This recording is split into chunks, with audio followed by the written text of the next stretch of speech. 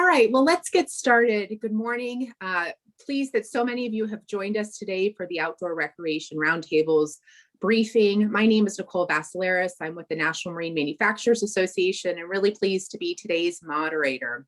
We hope to highlight how the $770 billion industry has been doing in the past year, its impact on the overall economy, and to lay out our priorities for the 21st century. I'm joined by an esteemed group of panelists that you'll be able to hear from all facets of the outdoor recreation sector. Lindsay Davis with the Outdoor Recreation Roundtable, Frank Hugelmeyer with the National Marine Manufacturers Association, Lisa Ogenberg with the Outdoor Industry Association, Jay Landers with the RV Industry Association, Aaron Bannon with America Outdoors, Chris Steinkamp with the Snow Sports Industries America, Scott Schlegel with the Motorcycle Industry Council, and Josh Toohey with the Core Network. Thank you all for joining us today. So before we get started, I want to lay a couple of facts at you. When you think of outdoor recreation and the term recreation, I think it's really a bit of a misnomer. You think of recreation and that fun time you had with your friends and your family where you got outdoors, you were hiking, biking, camping, fishing, and those are all really great things. But outdoor recreation is a huge economic driver. For the past few years, the Bureau of Economic Analysis has been studying outdoor recreation and its overall impact on the US economy. And the results of that study are quite frankly stunning. Outdoor recreation contributes 2.1% to US GDP. It supports 5.2 million jobs and $778 billion in economic impact. Outdoor recreation is an economic multiplier, from manufacturing to distribution of products to guides and on-site retail services to state and local tax generation. Outdoor recreation is a geographic equalizer, supporting rural and urban economies alike. Now, this past year has been incredibly difficult for so many sectors with the impacts of COVID.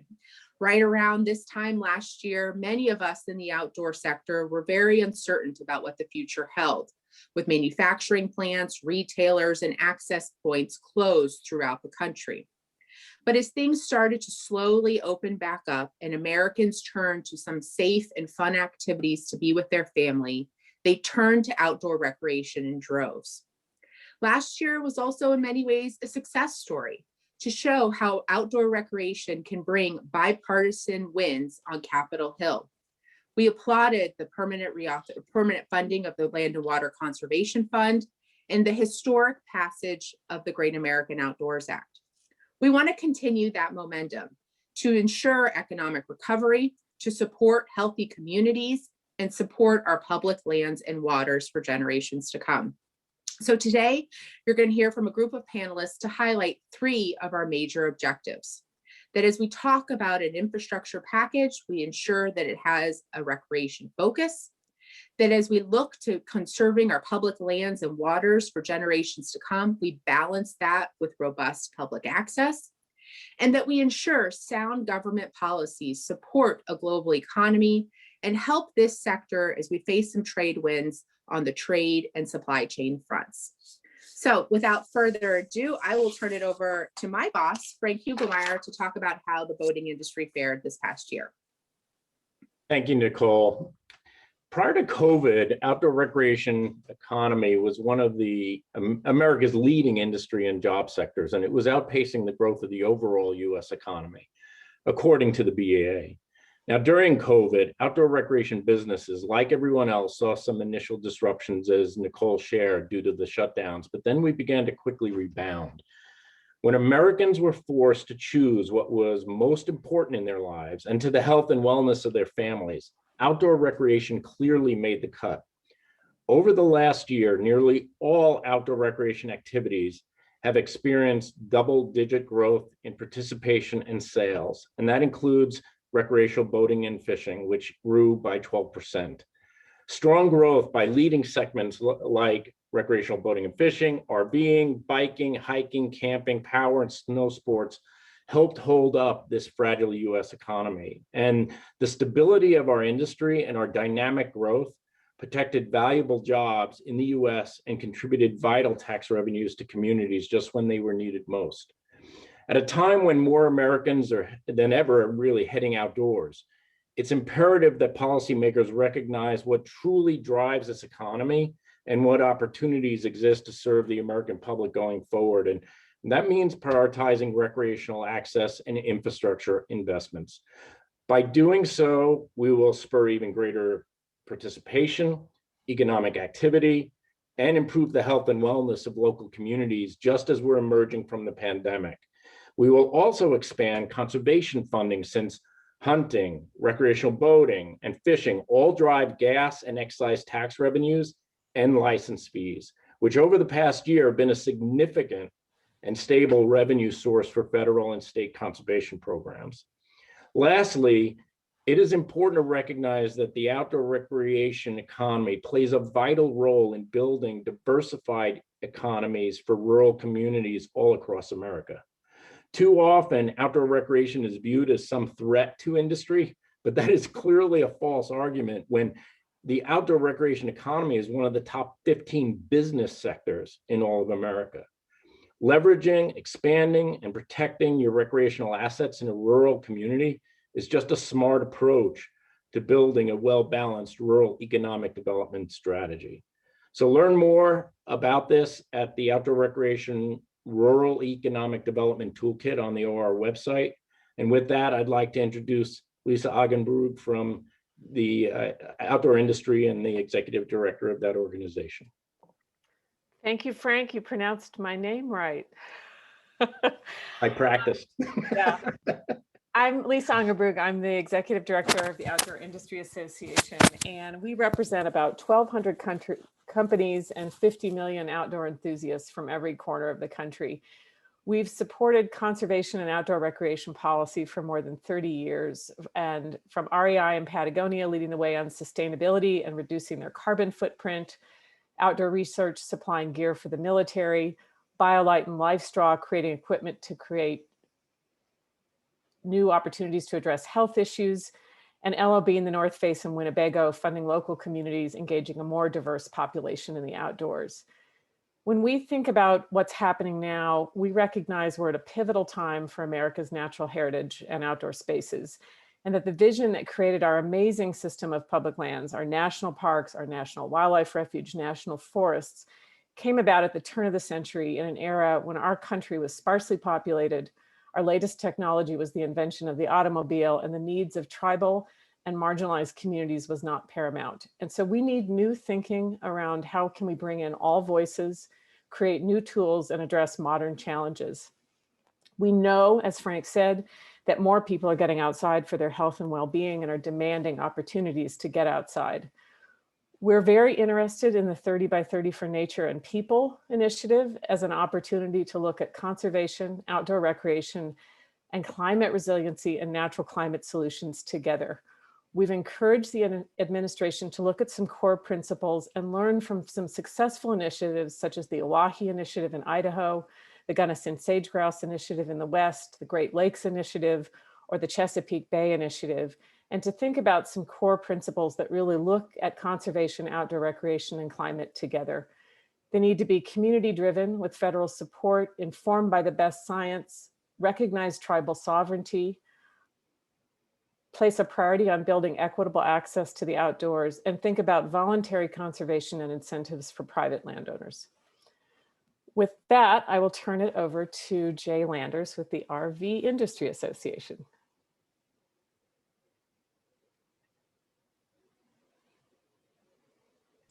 Got to unmute, right? Thanks, Lisa, and good morning to everybody. I wanted to start by posing this question.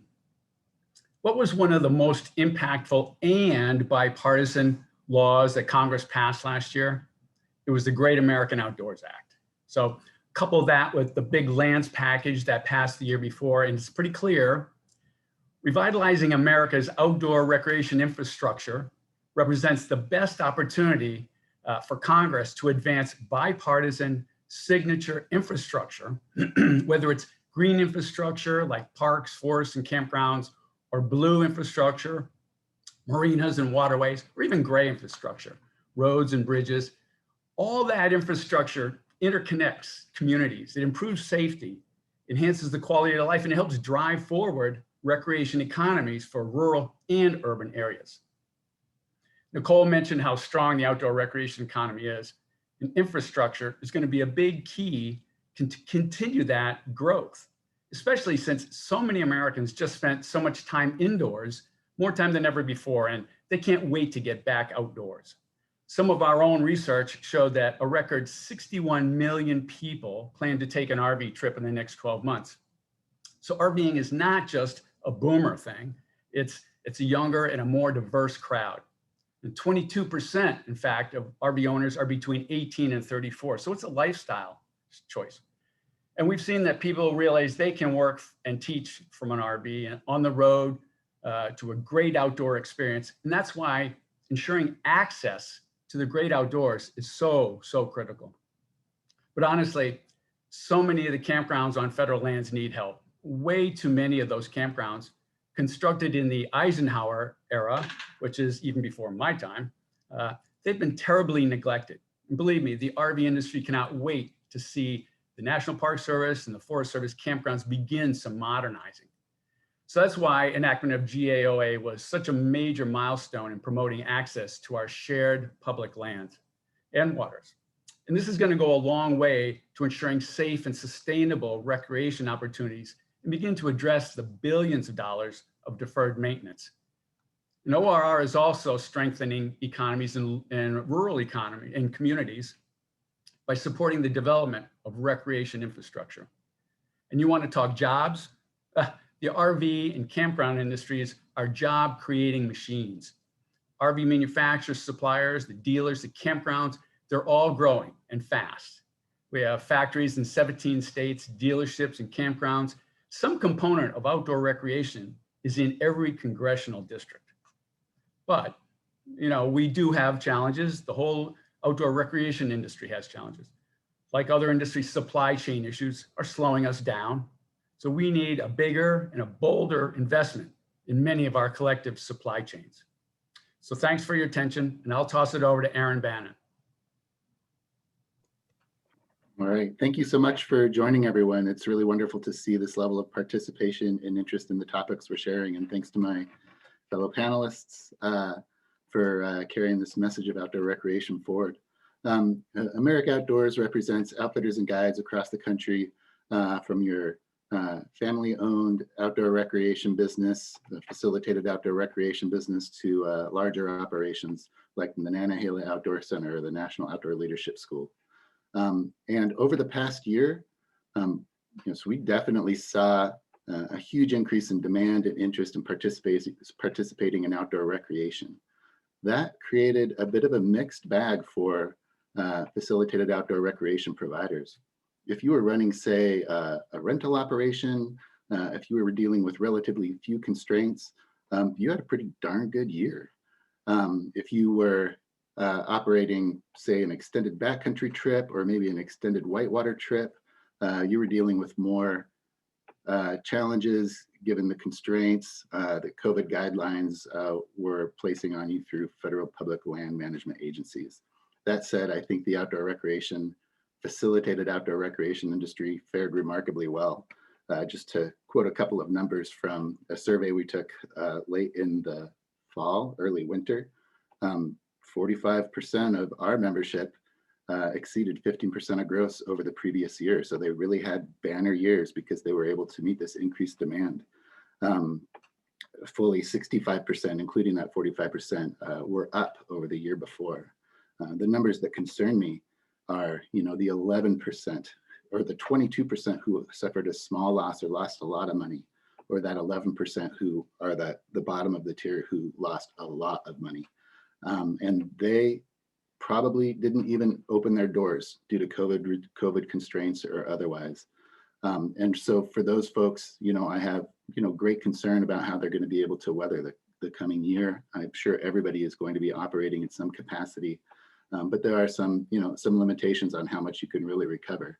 If you are, meeting physical distancing goals, if you're trying to meet these physical distancing goals in a raft, or if you're compelled to run half capacity. So with that in mind, I do want to flag how instrumental the Paycheck Protection Program has been to our industry. I think it's saved a number of businesses, and especially Paycheck Protection Program second draft is helping folks have a chance to work their way to recovery through this coming season. So for those of you who are on the call who participated in that effort, we really appreciate it, especially those of you who took the original program and adjusted it to make it work well for seasonal operators. Significant lift, and we're incredibly grateful. So I will flag those, and I will flag one more piece here. We are working on a bill called the Simplifying Outdoor Access for Recreation Act. And I think this will help us meet the need and meet the increased interest and the increased diversity of folks who are discovering America's outdoors for the first time, to find a way to have a facilitated recreation experience, either in the backcountry, in the water, in the canyons. And through this act, federal land agencies will have a lot more flexibility to provide substantially similar uses under an existing permit. They'll have more options if they want to permit more activities where there's additional capacity to bring more operators into the fold. And operators who have been established for a while will have more opportunities to grow their business. So happy to take any questions on that or any other topics you have once we go through this. But not to take up too much time, I will hand it off to Chris Steinkamp, who is with Snow Sports Industries America. Thank you. Thank you, Aaron. I appreciate it. And good morning, everybody. My name is Chris Steinkamp, and I'm the head of advocacy at Snow Sports Industries America, the national trade organization for the $73 billion winter outdoor industry. Our members are manufacturers of winter gear, skis, snowboards, boots, jackets, and retailers large and small across the country. Some of those members include the North Face, Oakley, Burton, and REI. As you can imagine, the pandemic, which shut down our resorts overnight, caused a great deal of stress and uncertainty for our industry. We needed to rethink every aspect of our business model based on consumer buying habits and available technologies. But as the summer approached, we realized that getting outdoors was something that everybody really needed to do and wanted to do. Our industry used these learnings from the summer to prepare for the winter season. And so far, our industry has done really well. People are getting outside. Resorts have successfully navigated the challenges of moving large numbers of people around the resorts, and specific segments within our industry have grown far beyond expectations. For example, sales of gear that enables people to get outside to access the backcountry completely sold out early in the season. Alpine touring equipment sales are up 88% year over year, and sales of Nordic gear and snowshoes are up 87% and 109% respectively, reflecting everyone's desire to just get outside safely into open spaces and to enjoy the winter. That all said, climate change is an issue that puts all of this in jeopardy, both in the ability for individuals to get outside and enjoy the snow in our national forests, national parks, and public lands, but also for the long-term future of our industry that depends on people getting outside. Climate change is the issue that's front and center for everyone in our industry. And really, it's not just an environmental issue for us, it's a business threat. So as global temperatures increase, winters become warmer and shorter, which leads to drought and increased and more destructive wildfires, like what we saw here in Boulder, Colorado last summer with an air quality that kept many people inside and shut down our local national park for most of the summer. So as we look then to address climate change and its impacts on our open spaces, we need to have a bold and broad approach to national federal climate policy that's got to be implemented soon to drive net greenhouse gas emissions down to 0 by 2050. But given everything that we experienced this past year, we know that more people than ever want to get outside, and this trend will only continue. And so it's our industry's responsibility to support and foster this access. As we look to how we expand our access to public lands, national forests, and parks, we must consider improvements to existing infrastructure and new construction, and it really needs to be done with a focus on long-term sustainability and climate resiliency. So thank you for your time this morning. Let me hand it over now to Scott Schlegel with the Motorcycle Industry Council. Great. Well, thanks, Chris. I'm Scott Schlegel. I'm the Senior Vice President of Government Relations for the Motorcycle Industry Council, and I represent the motorcycles, ATVs, and side-by-sides, basically the fun stuff that's on 2, 3, and 4 wheels, right? So We're a nearly $40 billion a year industry with millions of vehicles in use for transportation, recreation, and land use.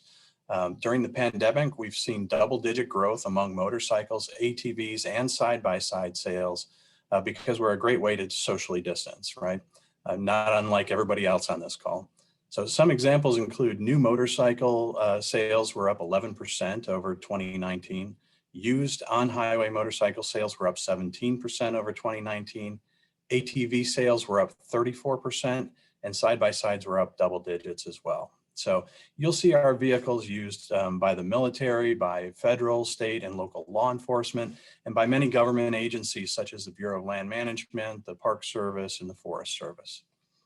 So I'm going to quickly touch on two priority issues for the outdoor recreation industry. The first is the need to reauthorize the Recreational Trails Program, or the RTP, as part of the Highway Bill and Infrastructure Bill.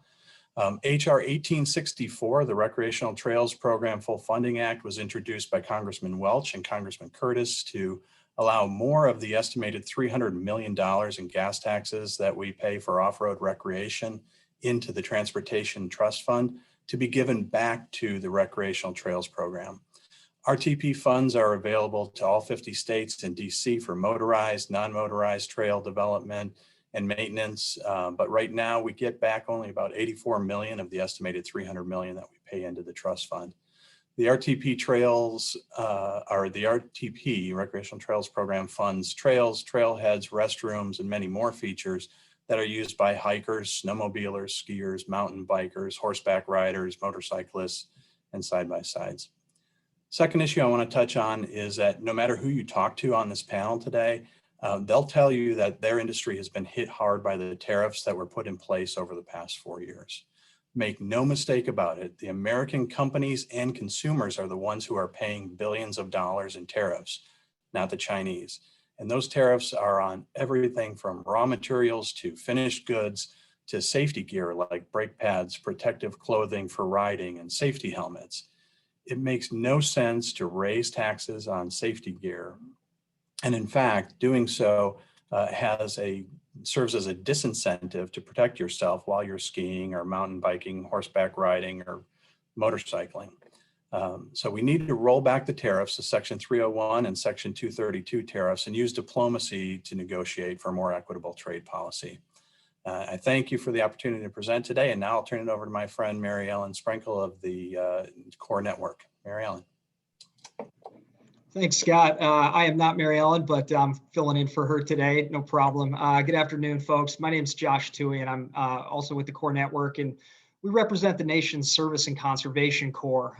We are sort of the odd ducks here in that we are non-industry in terms of revenue generating, but we do a lot of work to support the outdoor recreation economy. And we primarily do this through partnering with resource managers at the national, state, and local level to complete priority projects on America's lands and waters. Biannually engaging thousands of young people in service and Conservation Corps are helping to expand access to outdoor recreation and to improve the visitor experience. All of this while providing comprehensive workforce development programming and really helping to develop the future outdoor workforce. In communities across the country, Conservation Corps complete lots of project work that supports outdoor rec. Like I said, this ranges from sustainable trail construction, campground improvements, construction of other visitor assets, as well as projects focused on habitat restoration and other land management needs. While we did have some interruptions in the early part of the pandemic, we're pleased to report that we came together as a community to find ways to work in a safe and effective manner by adjusting our protocols and procedures for our crews and interns, and still provided opportunities for roughly 19,000 young adults in 2020. In 2021 and beyond, we'd love to see the resource management agencies continue to come together to identify, fund, and oversee projects that really reflect the needs of the communities that they're in, and to continue collaborating with stakeholders, including Conservation Corps, to help accomplish that work. Additionally, we see a tremendous opportunity for the recreation sector to really help us identify the skill gaps that exist and the technical training and workforce needs that are absolutely critical to building out more direct career pathways so we can sustain, this booming industry. On the project side of things, we're really hopeful that agencies will prioritize more backlog recreation projects, including those funded through the Great American Outdoors Act, and considering the entire recreation site portfolio. But at the same time, also balancing investments in both revenue and non-revenue generating projects so that more communities can reap the benefits of these investments and provide more high quality outdoor experiences. The last thing I'll add before I turn it back over to Nicole is, we're really excited to have the opportunity to help implement the Great American Outdoors Act as really part of a broader public-private partnership, which is sort of how COREs function. Again, we are mostly nonprofit organizations, and so we do help the government do their work in an often more cost-effective way. And we're really encouraging those relevant agencies to think creatively about partnering with us to help accomplish some of that work over the next few years. So thank you, and happy to take questions later, and I'll hand it back to you, Nicole. Thanks, Josh. And a reminder for everybody, we will be taking questions. So if you want to put those in the Q&A box, appreciate if you'll help us identify yourself. If you're on the Hill or you're a media outlet, we'll make sure to get as many of those questions answered as possible. So as we wrap up kind of the panel portion of this discussion, I want to leave you with 4 key takeaways that you've heard from our presenters. The first is that recreation should be a core part of any major infrastructure package. There's ample opportunity to help support this growing economic engine, and infrastructure is a key part of our overall success. The second is we need a reset on trade, whether it's the Chinese 301 tariffs, 232 metal tariffs, retaliation. Outdoor recreation and its products have been caught up in the crosshairs of this trade war. The third is ORR and the outdoor recreation members want to be at the table for important conversations that are dealing with access and conservation, issues like 30 by 30 and other opportunities to conserve our lands and waters. Recreation needs to be part of those discussions. And last, we are so pleased of the success of the Great American Outdoors Act, but we want to ensure implementation in sound policies. And so we look forward to working with federal agencies as they implement the Great American Outdoors Act, tackle our aging infrastructure and our maintenance backlog. So with that, I will open it up to questions. I see a couple in the box, but please keep them coming. And like I said, I'll get to as many of them as possible. For our panelists, let's go with the first one. Jay, I'll kick this one to you at first, but others please join in. You talked a lot about infrastructure and there's discussion about a potential $3 trillion package. What are some opportunities you see for the outdoor recreation sector as part of that infrastructure package? Well, I guess I would start off by saying that within any infrastructure package, we would like to see a recreation title within that package. Then once you get inside that, that's where we can address more of the campground, the marina, the broadband, proliferation of broadband, getting into a little bit more of the specifics. But we need a specific rec title to help address the myriad of issues that outdoor recreation needs help with. Yeah, Others want to add in? Yeah, go ahead, Scott.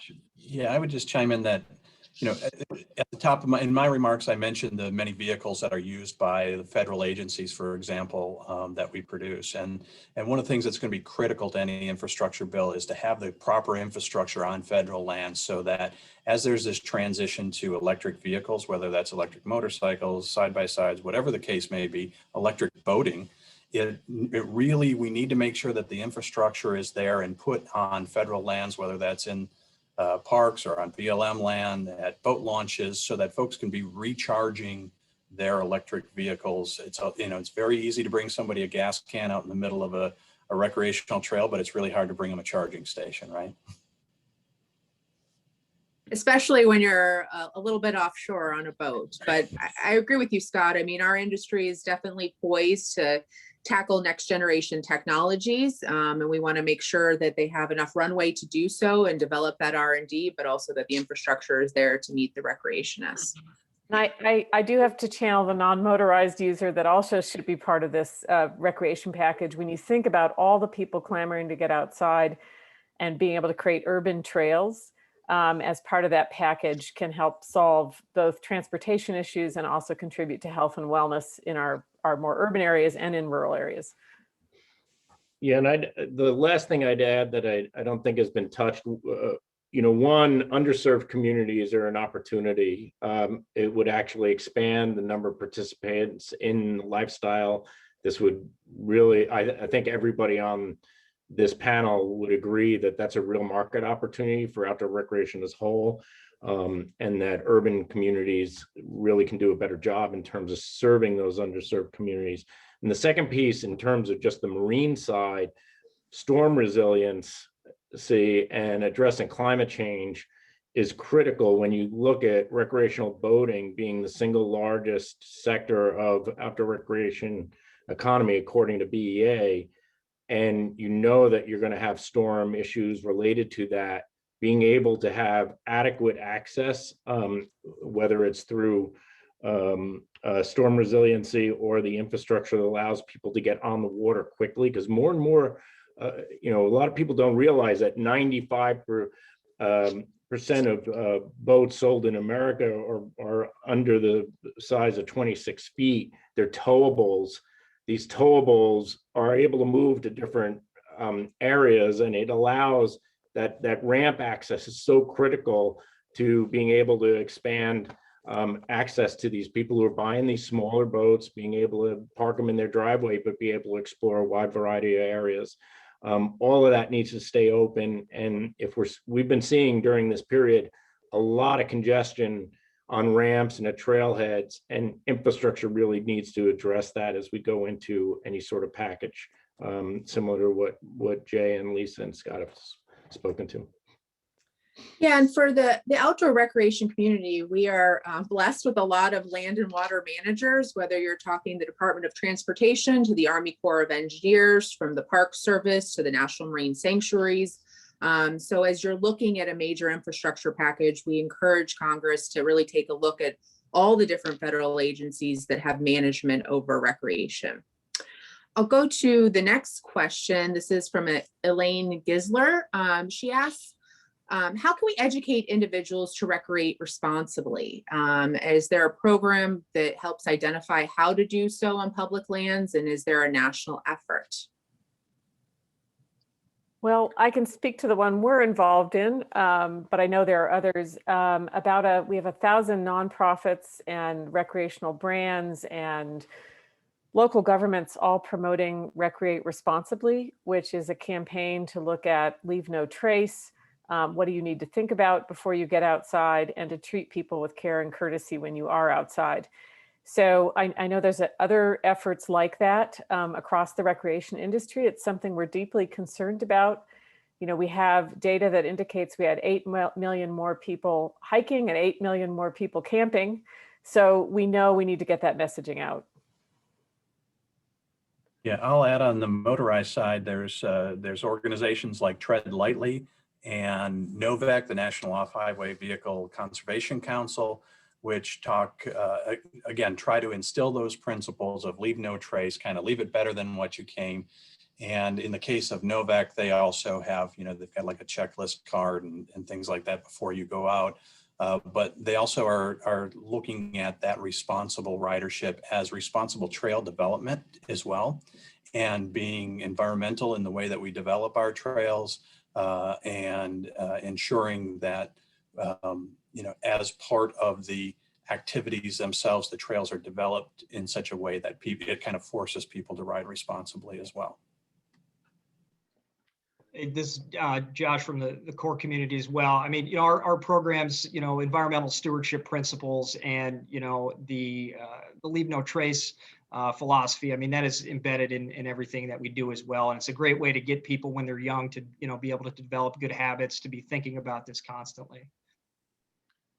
We all participated. Actually, it's been about a year now. We did a social campaign called Recreate Responsibly. It was really important at the beginning of the pandemic that folks got outdoors, but we knew it was important to keep social distancing, to wear masks. This outdoor recreation community got behind that social push, and we will continue to do that, both from a health and safety standpoint, but also as we interact with our public lands and waters. Yeah. Okay.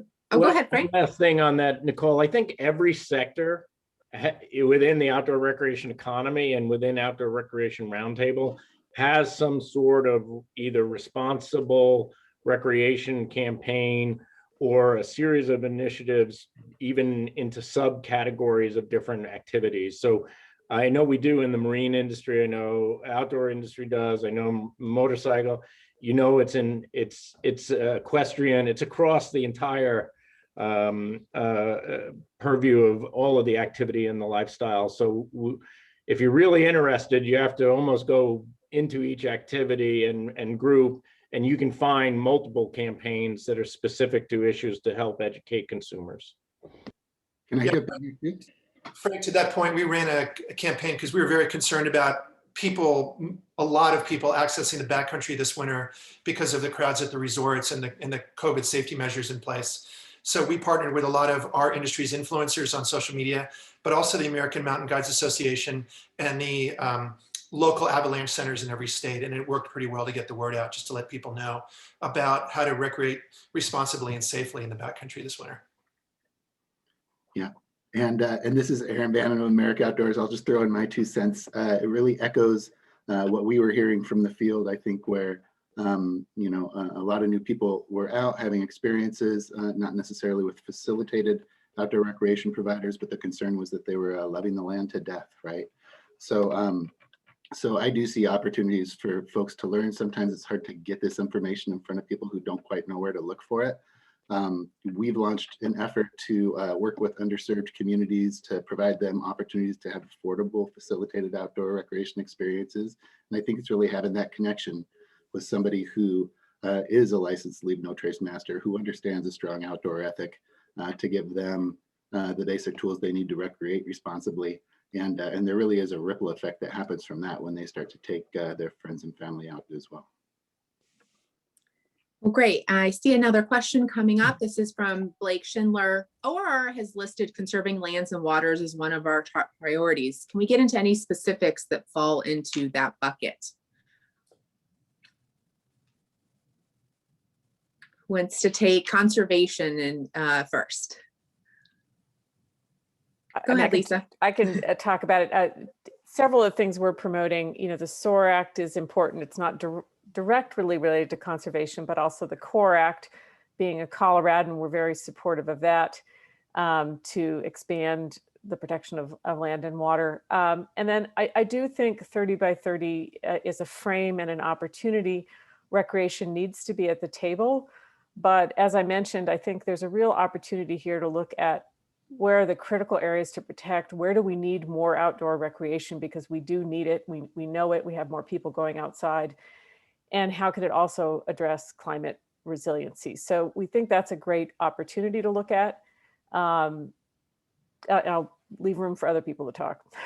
Yeah, you know, and this community has been so active in conservation and wildlife protection and fisheries management. I could go on and on. We're at the table at every one of those discussions. So whether it's all of the public lands battles that have occurred and campaigns that have occurred in the last 2 administrations, we've been at the table at every one of those and have played a critical role in helping to build bipartisan support for those types of legislation to pass. And Jay spoke of even earlier about there's a reason why, you know, GAOA passed last year, and that's because the recreation community has been organized in a way it's never been. ORR came together about 4 years ago, and since we've been able to come together and work together, we're clearer about where our priorities are, and more importantly, we're able to bring a very unified and diverse support for the outdoor recreation economy across the country. Land and Water Conservation Fund, I know, you know, in every organization, I've been in 3 of the organizations that are on the call here in my career, and every one of us have been involved in land and water for my entire 20-something plus year career.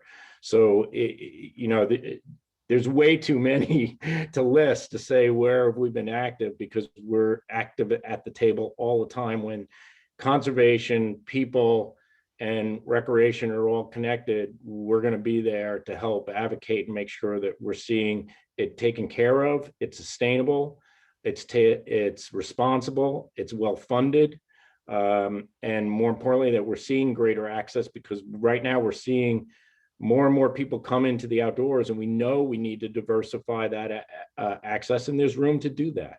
And it'll help local communities grow. And I'll just add one more plug, the Sportfish Restoration and Boating Trust Fund, that's part of the highway reauthorization. It's a really great example of how this community on the fishing and boating side pays for conservation efforts that goes through the U.S. Fish and Wildlife, anywhere from fish habitat to education and outreach. So our community is very aware of the need to conserve the natural resources. We want to be part of those conversations and ultimately to figure out where that balance is. At the end of the day, our public lands and waters are our currency. It's a business issue. It's an environmental issue. It's a generational issue. Okay, I'm seeing another question. Mike Clark with the RV Pro magazine wanted to follow up about supply chain issues in the outdoor recreation industry. Are there certain types of legislation or action that we are pushing to help with this issue? Well, I can start the dialogue. I think that while there may not be any hard and fast specific legislative vehicles, we do know that, from a survey that we just completed, and we know from talking to our other ORR colleagues, that supply chain issues are a major stumbling block for us. And so part of the effort, I believe, would be to begin dialoguing with our own RV caucus members and champions on the Hill. And, if we can get a reduction in some, a loosening of quotas, that would be a first step. If we can get some tariffs, why are we still tariffing our allies? Okay, China is a different beast, but let's bring those tariffs down with our neighbors at least, the Euros and Canada and Mexico, those guys. So I think tariffs and quotas are a good start. Yeah, and there's a systemic issue going on in the country from a supply chain standpoint. And, one of the big pain points for everyone on this call right now is being able to get products in from overseas. The ports in California right now have a huge backlog. And I know of many members right now who are complaining about having products on the water sitting offshore California, and they simply can't get it into port. What's happening right now, and this really ties to the infrastructure bill that is being presented and is an opportunity for Congress. We need a modernization. There isn't anybody who travels internationally and has done business in Asia or in Europe and doesn't see how far we've fallen behind in infrastructure. And included in that infrastructure is our ability to be able to have a smooth supply chain, and that's aging. And we've seen the impacts of that challenge occur this year. The other piece of this legislatively and this may not be a popular opinion, but I think it's a real one, because I've even heard the leading CEOs in the marine industry talk about this. It's immigration. Immigration has been not consistent with where the industry needs and where industry is looking for labor. Labor is part of the supply chain challenge. And what we're seeing is where we've got jobs, and I know in just the RV and the marine industry, there's tens of thousands of jobs ready for people being able to come in, but we've not into service roles, technical service roles. We don't have the ability to find them. There's not the labor pool. And immigration is going to help solve that. And so we're not talking about allowing terrorists or others come across the border. We understand the need to secure the border, but there is a labor pool willing to come in to help really address some of these technical issues. And it's not just outdoor recreation that's facing this, it's all manufacturing areas within the country. And if you look at recreation specifically in this area, 85% of boats are made in the US. 95% of RVs are made in the US. These are US manufactured products. Those jobs are not going to go overseas. We need to be able to have the workforce being developed here, and the immigration policy is part of solving that issue. I would just add on in terms of the tariffs, I mean, the last several years have really been a game of whack-a-mole, right? Where you're seeing tariffs popping up over here, and so they ask you to shift production, and then it pops up to where you've shifted your production to, and then they implement tariffs in another location. And it's been a really frustrating trade policy, and our hope is that we see a much clearer trade policy.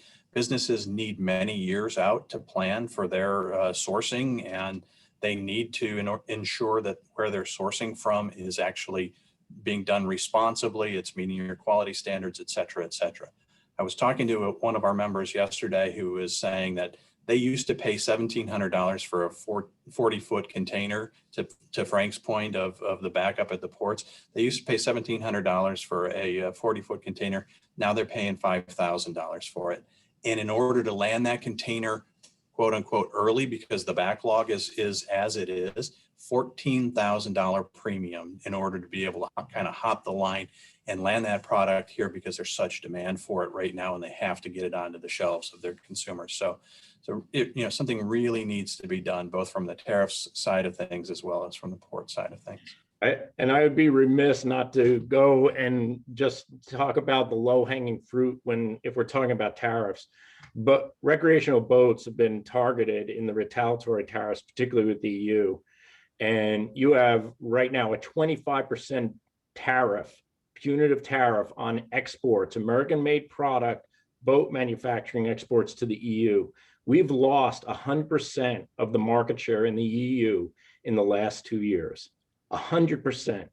That market share was what held up the boating industry during the Great Recession. And it accounts for about 10% of our total market. The lowest hanging fruit right now to ensure growth and a 10% increase in recreational boating in America is to resolve the EU challenge that's going on, that right now is 25%, but on June 1st goes to 50%. It's untenable, and it's a huge drag on American competitiveness right now. Well, thank you all for that. Let's get to, I think we'll have time for one or two more questions. I see a question here from Sean about the discrepancy with 30% of potential hunters who take an education course and to those who actually purchase a hunting license. I know we don't have a hunting representative on the call today, but maybe can we talk a little bit about some of the problems and challenges and opportunities, if you will, of getting more people into outdoor recreation, to getting them educated, but also making sure that they're buying their fishing and boating licenses and staying in the sport. So Nicole, I do have an anecdotal, even though we're not in the hunting industry. RBFF, Recreational Boating and Fishing Foundation, obviously there's fishing licenses are similar to the hunting licenses in the country, and they fund the same level of local conservation activity at states, a really critical revenue across the country. When RBFF did a survey on fishing license to see whether dealers, after they were having people come into their store, whether they were asking them whether they wanted to have a license, they found that less than 10% of the dealer base was literally asking the customer whether they wanted a license at that time. I highly suspect that at the end of, based on that data, based at the end of a training session, in a hunting training session, a safety training session, that they're not being asked to sign up for the license based on what we were seeing in the fishing industry and the sport fishing industry. So I would look at that first if you're in that industry, that whether they're closing the sale because they've got an interested party right there getting safety. It's just a natural question to be asking at the end of those training sessions. And I suspect that we're dropping the ball on that front. And just as hunter safety is critical to folks who are coming into the hunting industry and getting out there, whether they're new or returning hunters, same thing is critical of the power sports side in terms of taking safety courses. And we've seen up to a 40% spike in safety courses since COVID, which is a great sign for us because that means that new and returning riders are actually getting out there and taking a safety course and making sure that they're riding safely, whether that's a motorcycle that's on road or it's an ATV or a motorcycle or side-by-side off-road. It's critical that they take those safety courses as well. Okay, I've got one last question, and maybe Josh, you can kick us off with this. How is the outdoor recreation community working with Indigenous and Native populations? Certainly. So back in 2019, one thing we're excited about is in the public lands package, there was a bill called the 21st Century Conservation Service Corps Act. And one of the provisions within that establishes what is called the Indian Youth Service Corps program. And what it basically enables to occur is for resource management agencies to enter into cooperative agreements with tribes or qualified corps for the administration of core programs very similar to what we've run to take place on Native lands, maybe lands that are adjacent to other federal public lands. So that's one of the ways. And we have a number of corps currently right now, mainly out west, that do this work already. Preservation of cultural resources, other natural resource work. So certainly it's sort of in its infancy with this new program, but the work's been going on, I'd say since 2008, 2009. So we have a lot there that we could expand on. Thanks, Josh. I have one more that just came in. How best can rural communities promote, market, educate to outdoor recreation? I know this has been a key driver of the Outdoor Recreation Roundtable. So I'll open up to our panelists of how we're engaging and supporting those rural communities and attracting outdoor recreationists. This is from Allison Woodward. Well, I'll jump on that one. Nicole, there is a great toolkit that Outdoor Recreation Roundtable and all of the folks on this call have worked together to help build. It's, I mentioned it earlier in my remarks at the beginning, it's the Outdoor Recreation Rural Economic Development Toolkit, and you can find it right on the Outdoor Recreation Roundtable website. And it provides a playbook, play-by-play playbook on how to begin to really invest and approach building a robust economic strategy within your rural community. And I know all of us have incredible stories of local rural communities that are doing great work in this area. And not only that, right now in COVID, a lot of Americans are leaving more urban environments, heading to quality of life locations, and it creates this opportunity for communities to actually attract more workforce, attract people into their communities to live. Really, we are the quality of life industry when you think about it, and building an intentional rural economic economy around outdoor recreation is just smart. It's not a trade-off. You don't have to lose the other industry sector in your area.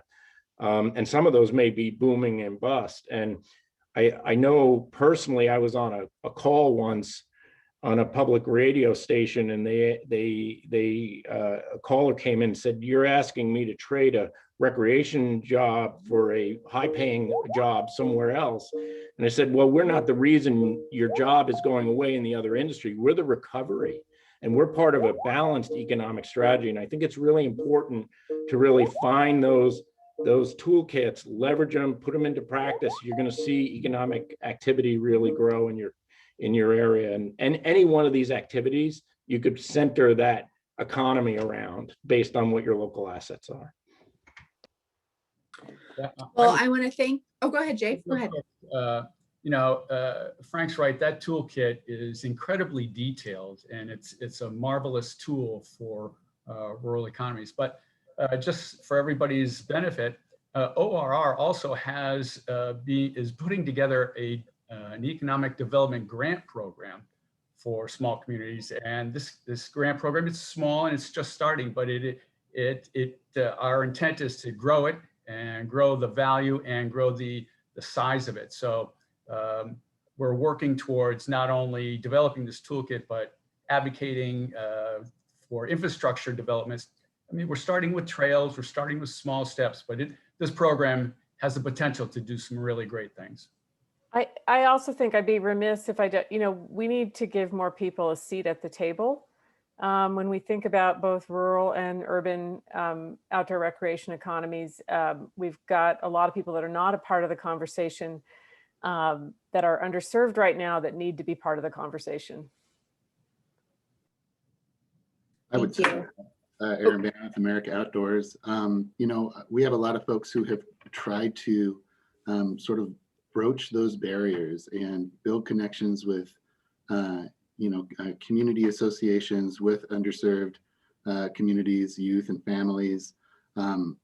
You can get so far with providing a free trip or a reduced price trip, or a grant or a scholarship to be able to go on a trip.